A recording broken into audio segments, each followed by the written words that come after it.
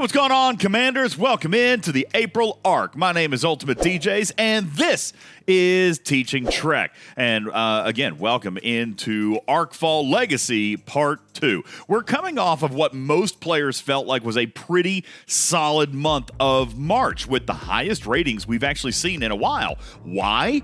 Players felt it was simple, rewarding, time-saving, and all of these things have been asked for. So let's see if Scopley can continue the feeling this month and give players some positivity coming off of a great month. And a good feeling with a unique, new, and even interesting April Fool's event here several days ago. So good feelings happening in the game right now. Can they keep it up?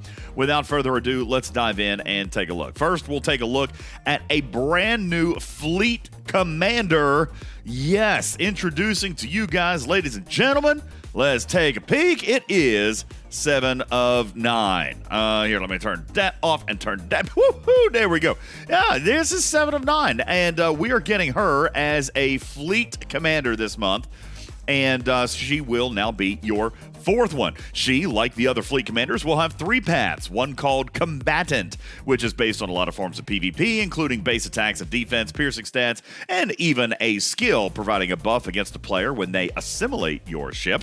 The second column is called Fabricator, that seems to be focused a lot on bonuses to currencies, such as, get this one, increasing quantum communicators awarded per day, max cargo of Stella, broken parts dropped by hostiles, and the biggest one, skill points efficiency, to make some of the Fleet Commander skill point stuff a little bit cheaper. The third column is called Scientist and includes cost efficiencies on resources for research, cost efficiency on ship parts for all grades and types of ships, which are awesome, increasing damage to solo armadas, hull health boost, etc., etc. I should go back and point out that the skill points efficiency will affect uncommon and rare skill points. And you may say, hey, DJ, you know, we've been complaining about the sourcing on the rare skill points for months, and, you know, mainly that, you know, there isn't any until now. More on that later. Sadly, Fleet Commander 7 of 9 is only available through the pay store this month, but there will be some events to upgrade her if, in fact, you decide to adopt her skills. Now, I know. Let's get back to those skill points. DJs, you can't drop that bomb and walk away. Fine, woosah, everybody. I'll tell you all about it. They will come from new dailies, except, like the cloaking and Mantis dailies, you'll have 2 sizes, one of which you can do every single day, the other of which you may have to save up for if you decide there's value. Honestly, the Mantis dailies, for example, are beautiful and lovely every other day, and it triples your payout. I don't know yet if this one's going to work out that way. You may have to, end up deciding to run with the smaller daily every day so that you can actually earn some of the currency to redeem for the skill points every single day. And yes, this will include both uncommon and rare skill points. This will be free to play sourcing. I say free to play for Ops 37 and higher. And here's your caveat. Free to play for whoever spends money on the new Titan A.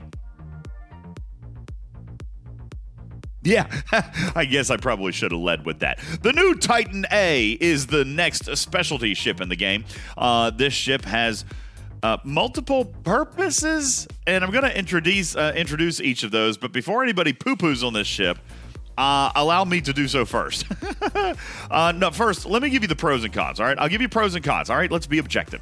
First, the pros. Building this ship will open a refinery that... Oh, hold on. I got a picture of it. I'll show it to you. I want to thank Scopley for such high resolution art and such amazing quality images for me to share with you guys. Like, isn't that... Oh no! This is actually how it's going to look in the game. Like this is it right here. All right, pros. Building this ship is going to open a refinery that will source skill points. See, that's a good thing. What kind of skill points? Yes, uncommon skill points. And rare. I know, I was just trying to mess with your head. Yes, the long-awaited sourcing path to rare skill points lies in the unlock of the Titan A. More pros. Okay, yes. The long-awaited... more pros. Hold on, let me scratch. Okay, well, you know what? It is... Here's a good one. It is the first support ship in the game that will buff all of your ships simultaneously. And once you get the ship to tier 3, it can also buff your alliance mates' ships too.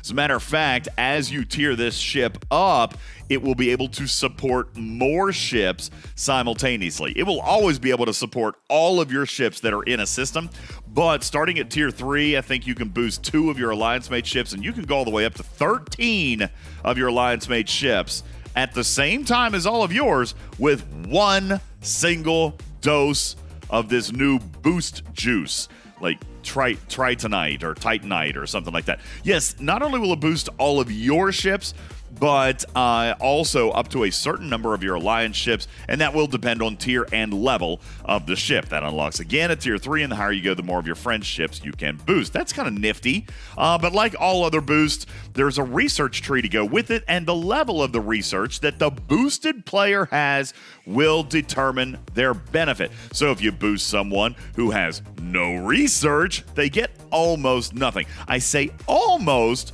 nothing because there is actually a base boost with this ship. So let's talk about the boost. Crazy enough, there's actually 2 of them this month. I've got this still up because I'm just so awestruck by its beauty. There's 2 of them. They are the first one is called Fortification, and it will cost 3,000 of this boost juice. Now, you will receive 4,000 every single day, so you can do this fortification 1 time per day. This boost will give you all the benefits of the research, and the base boost that everybody will get is actually not a bad one. It's 25% increase to crit damage. That's not the worst base boost ever, actually. I'm down with crit damage. There is a second form of this boost, however, called Max Fortification. Maximum Fortification. This will cost 12,000 juice, so obviously you can only do it every few days.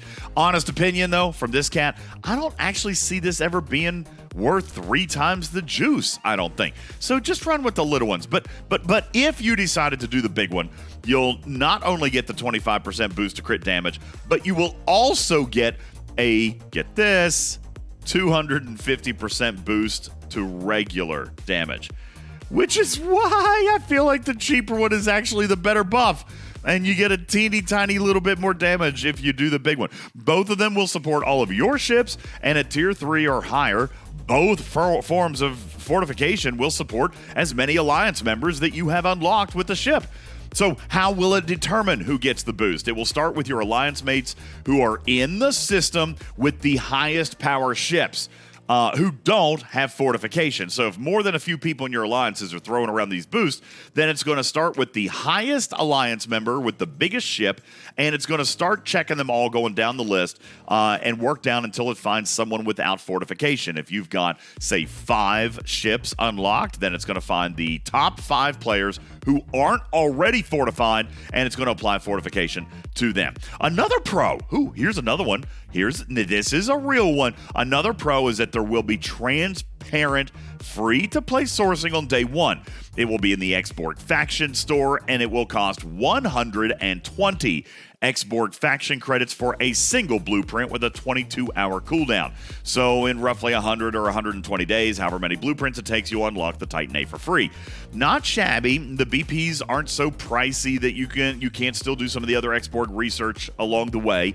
I always like free-to-play sourcing on day 1, so I'm not very fussy on this, but it is very much like the Defiant. It's going to take players a little while to do it if they want to do it for free. Building the ship will unlock the Titan Refinery, which hosts the bundles for the skill points, amongst a few other things. So the skill points, I think, are the big piece of the Titan. When you get enough currency to redeem a skill points pull, you're guaranteed both rare and uncommon skill points. So that's kind of nice. A guarantee of rare skill points. I'm sure it'll probably be a small number, but at least they are now available in the game without having to just get them through packs. The currency used in these skill point redeems will be earned by the dailies that I mentioned earlier that will become available on the next day after you build the Titan. The dailies will be to use Fortification and to use max Fortification on the big daily. You could do this every 12 days if you're going to do the small daily every single day, or every 4 days if you don't do the small daily. However, again, I really kind of recommend doing the small ones. You'll earn more currency doing the small ones as compared to one big one every few days. Or you can just take the free one on the 12th day for a little added bonus for some of the currency. So we'll get to those currencies here in a minute. Cons now. I said pros and cons. I'll be objective. Cons. Oh, this disappoints me. The ship at base power is literally right in line with the Cerritos. It's almost identical. So sadly, not the Tally or not the Defiant. It will likely never be a PvE or PvP ship. It's literally just for boosting, which makes me sad. I would have loved another Defiant type ship. That one really ended up surprising me. But this one just doesn't have the stats for it. It will forever be a support ship. Another con, you won't have an opportunity to do any of the research or even do the dailies or earn any of the skill points until you build the ship, which means if you get boosted by a friend's Titan, the only benefit you have is 25% increase to crit damage. And again, not the worst buff in the world, but the rest of the research tree contains normal combat buffs that will scale up with the research, and that's pretty normal. And not unique, because we've gotten those types of things with the Defiant and the Cerritos already. At first glance, the research felt a little unimpressive as well. However, we're told that based on our feedback pre-ARC, which, by the way, thank you guys for reacting, these research values were buffed prior to the ARC launch. I haven't seen the new numbers, so I'm hopeful that they feel more impressive. We will see. If they aren't impressive to you, then give yourself a good belly laugh, because they were worse a few days ago. My final con on the Titan A is the sheer massive volume of currencies introduced with this ship. So let me run them down. Here we go. Get your notepad ready. Here's a 30-second crash course on the loop if you have the Titan. 1. Do a fortification that costs 3,000 radioactive titanite. You will earn 4,000 per day. This is the small daily. It will pay 2,000 beryllium. The beryllium is refined in the Titan Refinery for Titan parts and viridium isotopes, which is what's going to be used to complete the Titan A research. It will also pay 1,500 crystalline beryllium, which will be used for the Fleet Commander bundle for the rare and uncommon skill points. When you do make a refinery pull, you will be guaranteed both forms of skill points. If you do the big daily, you'll spend 12,000 radioactive titanite and you'll earn an extra 3,500 crystalline beryllium for the Fleet Commander refinery. Are we all as clear as mud on that? Good? Are we good? Good. Titan A research will reside within the Starship's tree and will include buffs to stats, damage, crit damage, increased shots, ship repairs, and one that I haven't seen, but I've heard about, I've read about, and I'm curious at least, Mantis PvP countermeasures. Whatever that means. I'm at least intrigued. The new Titan A ship is an Explorer, as it should be, and is an epic ship that unlocks at Ops 37 and goes 12 tiers. For this month, it's pretty much pay only, with you being able to earn one blueprint a day from the Export Faction store at a cost of 120 credits per blueprint. Just as a reminder, durations and cooldowns of both styles of fortification will vary by tier and level. So far we've talked about two features, both of which are not available if you don't spend money this month. Let's continue the trend and talk about officers. So, here we go. 3 new ones coming from Season 3 of Picard. First, epic William Riker. Finally, I'll give you a new graphic. Here you go. Epic William Riker. The art, actually, I do like the art. Okay, this one is much better. Much better art on this one. This is Epic Captain Riker. Captain's maneuver. At the beginning of each round, you'll get an X percentage to apply burning for 3 rounds. So, just like Admiral Picard, but for burning. So, I bet you can't guess his officer ability.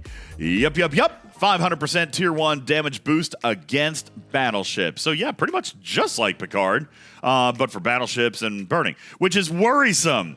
We only accepted Picard because of a very crappy Explorer Strike Team. But Interceptor Strike Team and Battleship Strike Team are both pretty solid.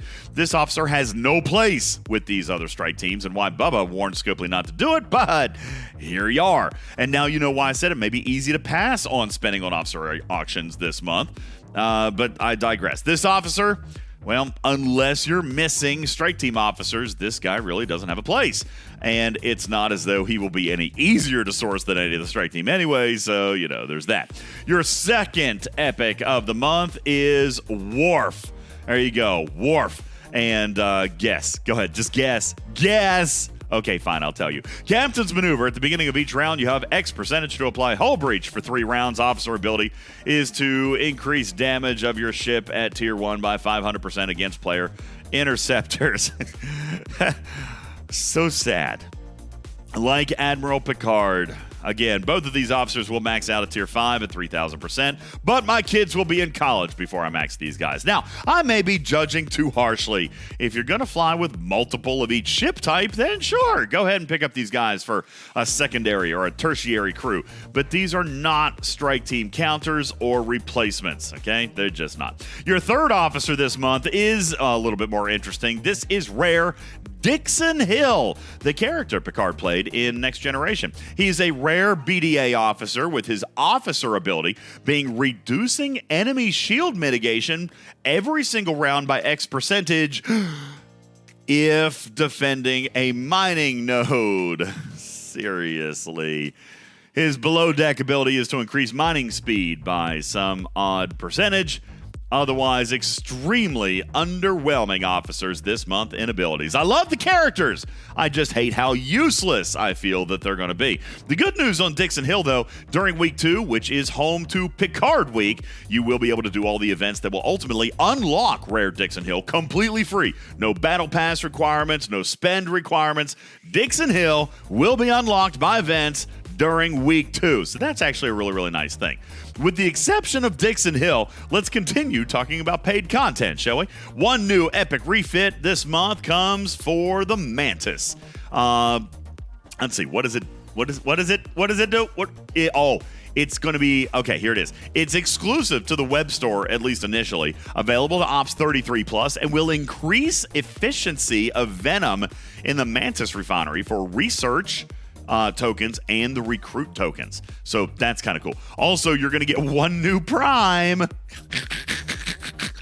This is the first of 3 ship-specific primes that will be released that will, let me try to get through this with a straight face, provide a 300% weapon damage boost when fighting against a player explorer. It unlocks at Ops 35. Okay, all right, fine. You want me to give you some good news? I will. I'll give you some good news. This is a full event store month. So that's not good news if you love resource and materials for your events. But it is great news if you're a player who uses an event store to catch up on stuff they may have missed out on or need to cap off their unlocks. So all the things that we're used to seeing there, plus some of the newer officers, including the Borg Queen and her associates, Admiral Picard, and the new Beverly Crusher card, which, again, I recommend you go full tilt on, all right? Maximum bananas on her shards. Max her out.